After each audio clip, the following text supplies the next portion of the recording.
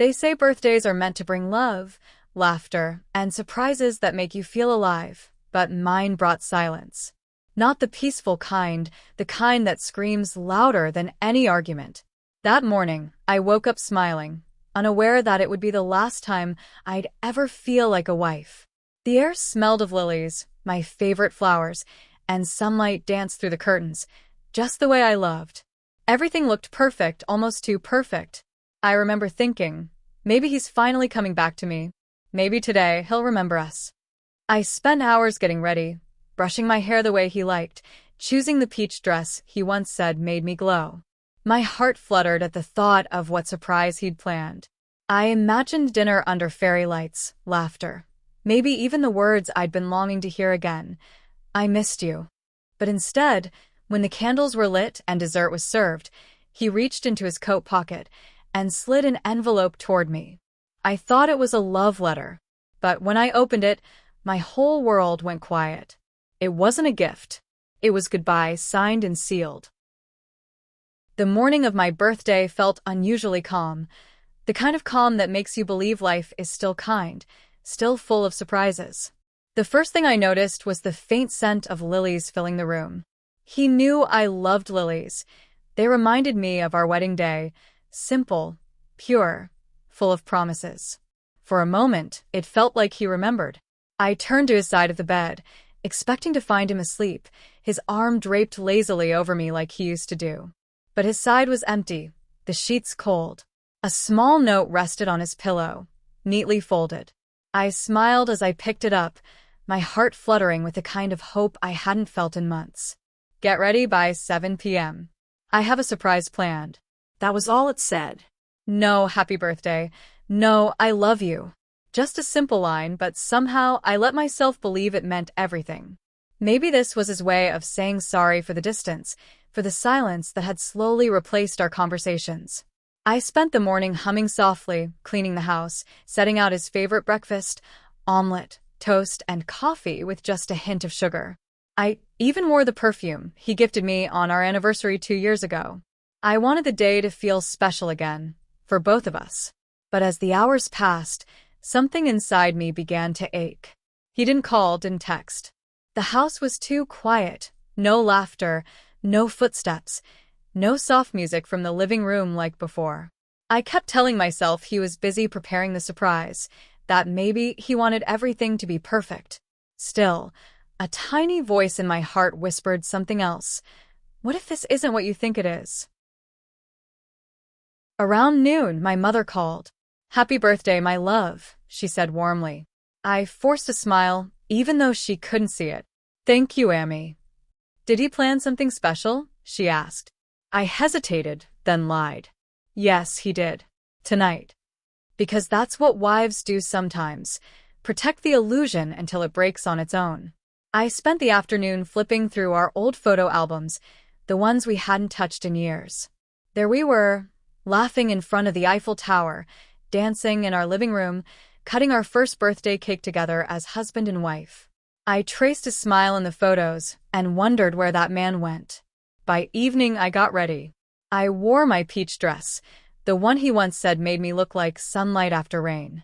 I straightened my hair, put on the earrings he'd gifted me last year, and looked in the mirror, trying to recognize the woman staring back.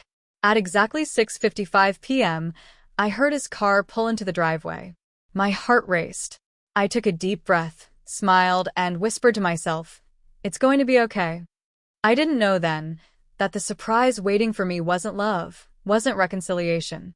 It was an ending disguised as a gift.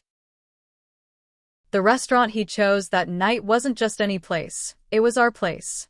The same rooftop where we'd shared our first dinner as a married couple, where the wind had carried our laughter into the stars, and where he had once promised, "No matter what happens, I'll always choose you." When we arrived, everything looked the same. Fairy lights hanging like fireflies, soft instrumental music floating through the air, and the faint aroma of vanilla candles blending with the night breeze. It should have felt magical. It should have brought me comfort. But something about the way he walked, brisk, almost impatient, made my stomach twist. The waiter greeted us with a polite smile. "Happy birthday, ma'am." I smiled back, trying to mask the unease building inside me. We sat across from each other. I waited for him to take my hand like he used to, but instead, he kept glancing at his phone. His face was calm, too calm, like someone forcing control over a storm brewing inside. I kept telling myself maybe he was nervous, maybe he had something big planned. So, I began softly. You remembered this place. He looked up briefly, a faint smile crossing his face. Yeah, I thought you'd like it. That should have made me happy. Instead, it broke my heart because he used to know what made me happy without asking. We ordered our usual grilled salmon for him, pasta for me, and his favorite red wine. I tried to start light conversations about work, about how our garden needed new plants, about maybe taking a short trip to the mountains. But his answers were short. That's nice. Maybe. Yeah, we'll see. Every word felt like a wall. I could feel the distance, thick and suffocating, even though we were sitting barely 2 feet apart. When the food arrived, I forced myself to smile, lifting my glass. To us, I said softly. He hesitated, then clinked his glass against mine, murmuring, to new beginnings. New beginnings. Those words stung. They felt wrong, misplaced, almost like a hint I wasn't meant to catch. The music slowed, couples danced, laughter echoed around us. Yet we sat in silence, two strangers pretending to still belong to each other. When the waiter brought out the dessert, a small chocolate cake with "Happy Birthday," Aisha written in neat icing, I finally saw the glimmer of the old days. Maybe this was his way of reconnecting. But then, he reached into his blazer pocket. My heart skipped. A gift? A note? Maybe tickets for that trip I'd always wanted? He placed a small white envelope on the table. For you, he said quietly. I smiled, nervous but excited. You didn't have to. Just open it, he interrupted. The laughter around us faded. The air turned heavy. My fingers trembled as I slid the paper out. At first, I didn't understand what I was looking at, a few pages, signatures, legal text. Then my eyes caught the word that shattered everything. Divorce. I looked up, my lips parted, but no sound came out. The man who once promised forever couldn't even meet my eyes. And in that moment, surrounded by candles and music and the illusion of love, my birthday dinner turned into the funeral of my marriage. For a few seconds, I didn't understand what I was seeing. The word divorce stared back at me in bold letters, sharp and merciless, as if it had been waiting quietly for this very moment to tear through my heart. My hands began to tremble, the paper rustling slightly between my fingers. It felt like the world had slowed down, the clinking of glasses, the distant laughter, the soft violin playing, everything blurred into a dull, ringing silence. I blinked, hoping it was a mistake. Maybe it was a prank. Maybe it was something else.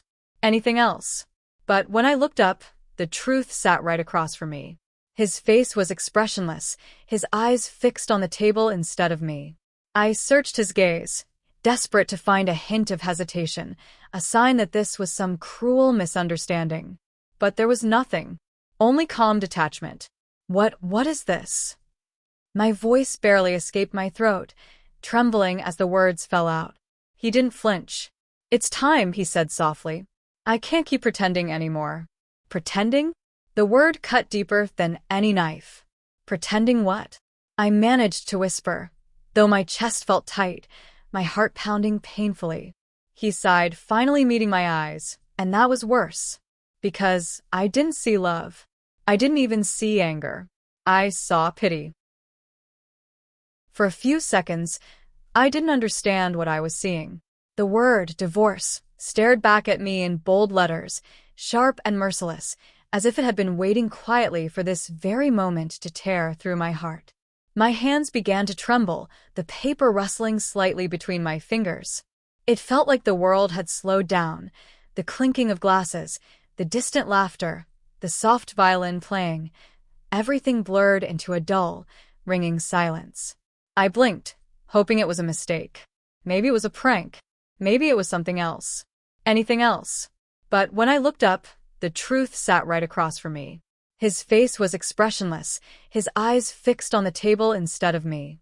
I searched his gaze, desperate to find a hint of hesitation, a sign that this was some cruel misunderstanding. But there was nothing, only calm detachment. What is this? My voice barely escaped my throat, trembling as the words fell out. He didn't flinch. "It's time," he said softly. "I can't keep pretending anymore." Pretending? The word cut deeper than any knife. Pretending what? I managed to whisper, though my chest felt tight, my heart pounding painfully. He sighed, finally meeting my eyes, and that was worse. Because I didn't see love. I didn't even see anger. I saw pity.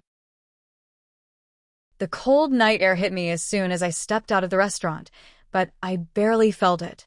My body was numb, my heart pounding so hard it drowned out every sound around me.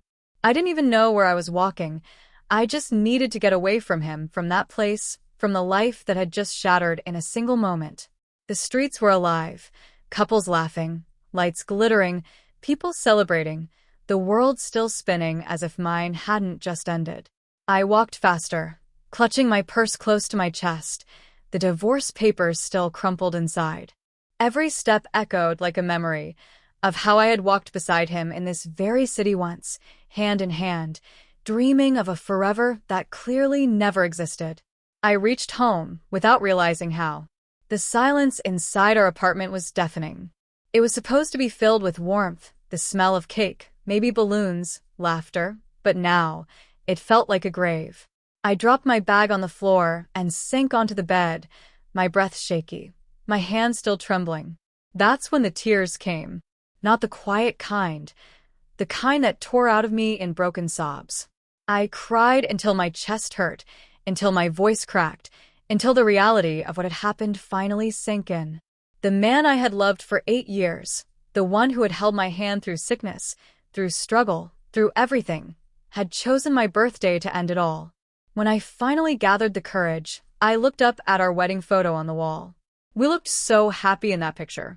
His eyes had once been full of warmth, his smile real, his arms wrapped around me like I was his world.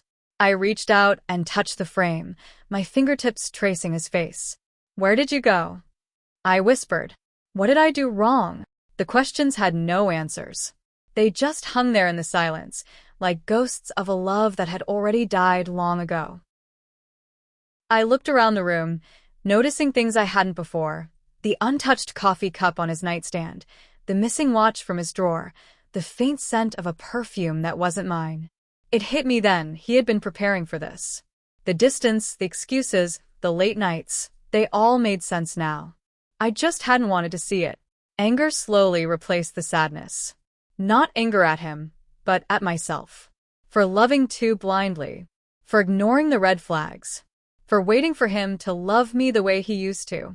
I stood up, walked to the mirror, and saw a woman I barely recognized, eyes swollen, makeup smudged, but still breathing, still standing. And in that reflection, I realized something. He might have broken my heart tonight, but he hadn't broken me.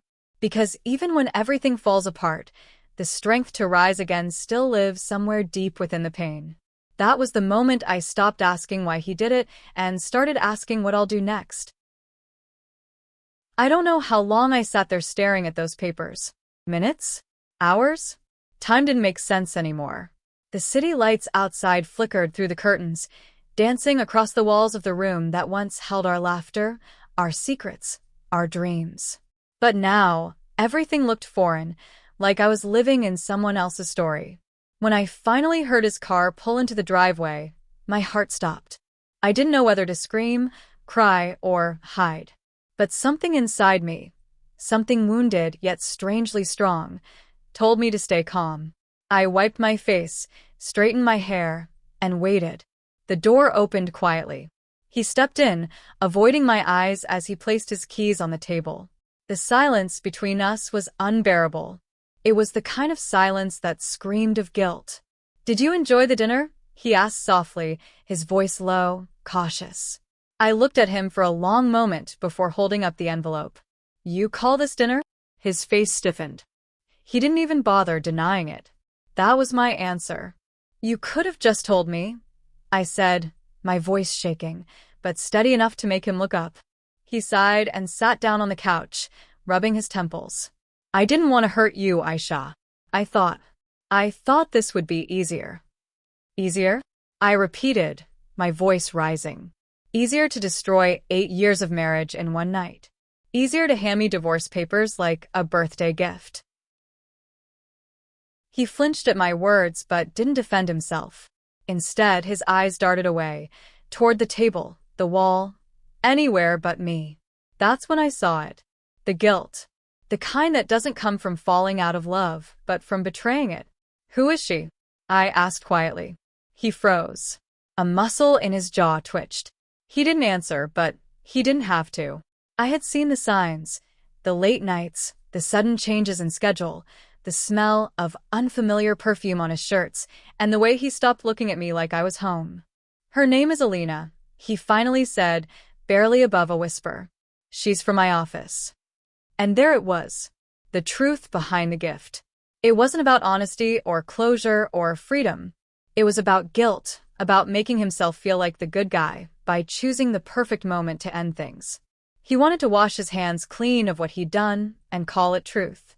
But truth doesn't come wrapped in betrayal. I didn't mean for it to happen, he said, his voice trembling. I just felt something different. I was lost.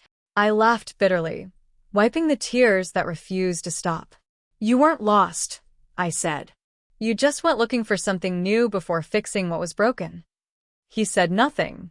That night, I realized something powerful. Sometimes, the people who break you will justify it as honesty. They'll call it courage, when really, it's just cowardice dressed up as closure. And the cruelest part? He didn't just end our marriage that night. He ended the woman I used to be. After he confessed everything, her name, their affair, his excuses, the house felt heavier than ever. He went to the guest room that night without saying another word, and I sat there in the living room, surrounded by the echoes of a life that no longer existed. The clock ticked louder than usual, every second reminding me that this was real. This wasn't a nightmare I'd wake up from. I stared at the wedding photo on the wall again. It looked different now, not romantic, not nostalgic, just painfully ironic. The man who once promised me forever had already given forever to someone else. And me? I was left with the ashes of promises that no longer mattered.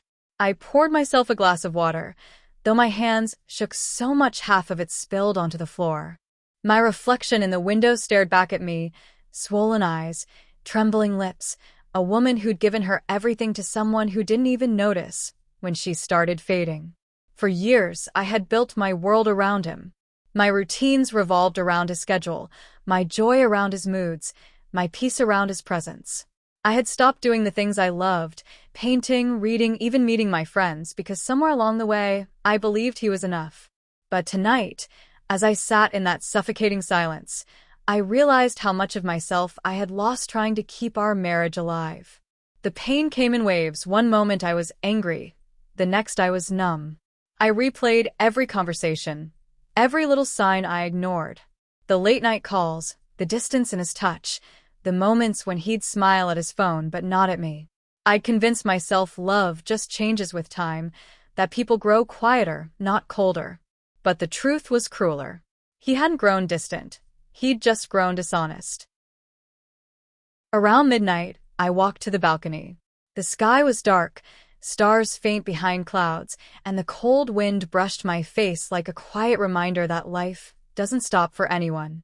I closed my eyes, took a deep breath, and whispered, "No more.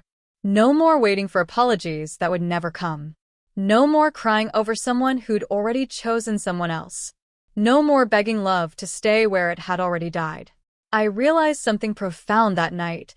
Love shouldn't destroy you. It shouldn't make you feel invisible. And if it does, it's no longer love. It's survival disguised as devotion. When I finally went to bed, I didn't sleep. I just lay there, staring at the ceiling, feeling the pieces of my heart shift, not in pain, but in awakening. He thought he'd ended our story with those papers. But what he didn't know was that in breaking me, he also freed me, to finally find the woman I was before I forgot myself trying to love him. The days after he left felt like walking through fog. Everything around me existed, but nothing felt real. I woke up to silence instead of his alarm, to an empty side of the bed that still smelled faintly of his cologne. At first, every corner of the house felt like a wound. The dining table where we once laughed. The couch where we used to fall asleep watching movies. Even the mugs in the kitchen, one with his name, one with mine, mocked me with their quiet presence. But slowly, I realized something. Life was still moving, even if I wasn't. And one day, it hit me. I couldn't stay frozen in the wreckage of what used to be. If he could move on without looking back, then maybe I could move forward without waiting for closure. So I started small. I began by cleaning the house. It sounds ordinary, but it was my first act of taking control again. I threw away the things that hurt, the notes he'd written, the shirts he'd forgotten, the gifts that once made me smile. I cried over each one, but by the time the tears dried, the air inside the house felt lighter. It no longer smelled like him. It smelled like me. Then I started working again. I had quit my job years ago because he wanted me to focus on home. But this time, I decided to focus on myself. I opened my laptop, updated my resume, and applied for positions I'd once been too scared to try for. The first few interviews were nerve-wracking. I had forgotten how to talk about my strengths without shrinking myself. But each time I tried, I grew a little stronger. I also reconnected with people I had pushed away, my friends, my cousins, my own reflection. I met them for coffee, listened to their laughter, and slowly remembered what it felt like to be seen again. Not as a wife, not as a victim, but as Aisha. In the evenings, I started journaling. I poured out every emotion, the anger, the guilt, the grief, and in between the pages, I found healing. It was messy, it was slow, but it was mine. I even picked up painting again, using colors to express what words couldn't. Every stroke of the brush felt like reclaiming a part of myself I had long buried under compromise. There were nights I still cried. Healing isn't neat. Some days I missed him, or at least the version of him I had once loved. But I reminded myself that missing him didn't mean I wanted him back. It meant I was human. Months passed, and I began to see it clearly. He hadn't broken me. He had just redirected me toward the version of myself I was always meant to become. For the first time in years, I wasn't just surviving. I was living, and I was doing it on my own terms. It had been 6 months since the divorce was finalized. 6 long months of silence, healing, and rediscovering who I was without him. Life had slowly started to feel normal again, or at least a new version of normal. I had my routine back. Early mornings with tea on the balcony, work that kept me busy, and evenings filled with books, music, and a quiet peace I'd never known before. I wasn't happy all the time, but I was whole, and that was something I hadn't been in years. Then one evening, as I sat on my bed scrolling through my phone, a notification popped up. A name I hadn't seen in months. Him. My heart skipped a beat. For a second, it felt like time stopped again, just like it did that night at the restaurant. I stared at the screen, afraid to open it, but too curious not to. His message was simple, short, but heavy enough to stir every emotion I had buried. I heard you've been doing well. I'm sorry for how I ended things. You didn't deserve that. That was it. No grand apology, no explanation. Just those 2 sentences. I stared at the message for a long time, reading it over and over. My hands didn't shake this time. My eyes didn't fill with tears. I just sat there quietly, feeling nothing. And that's when I realized I was finally free. Months ago, a message like that would have shattered me.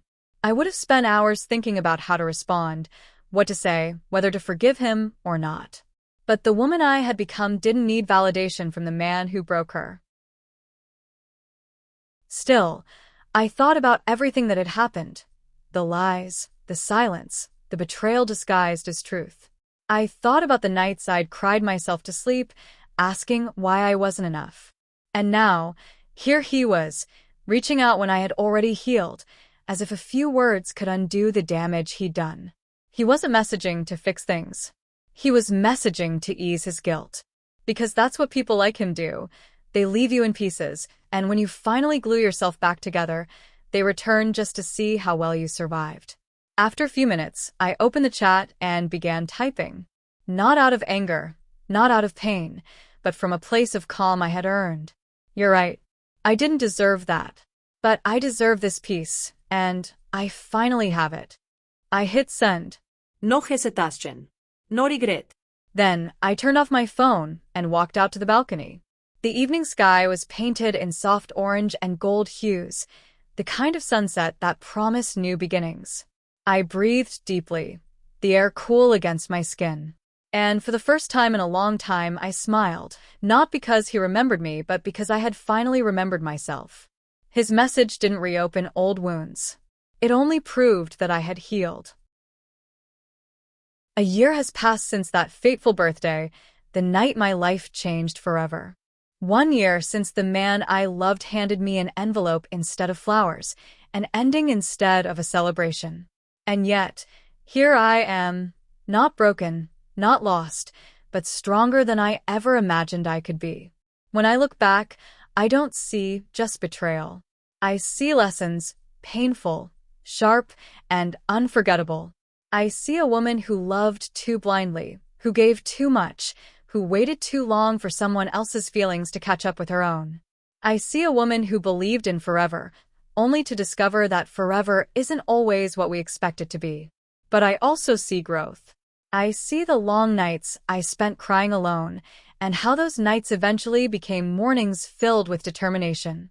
I see the first steps I took toward rebuilding myself, reclaiming my career, reconnecting with friends, and rediscovering passions I had buried under the weight of someone else's expectations. I see the courage it took to face the world again, knowing I was doing it alone, and how that courage slowly became my strength. I have learned that betrayal doesn't define us, how we respond to it does. I have learned that love, when true, uplifts and nurtures, but when false, it can teach us the most valuable lessons about ourselves.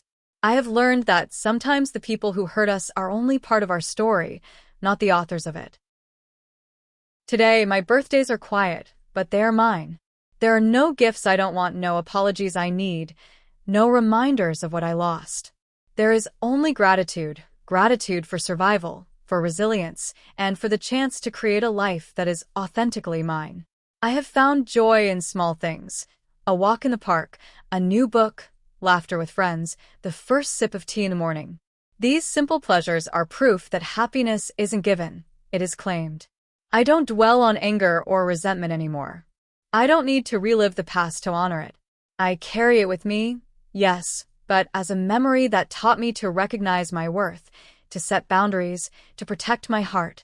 I have learned to listen to myself, to trust my instincts, and to never allow anyone else's choices to dictate my peace.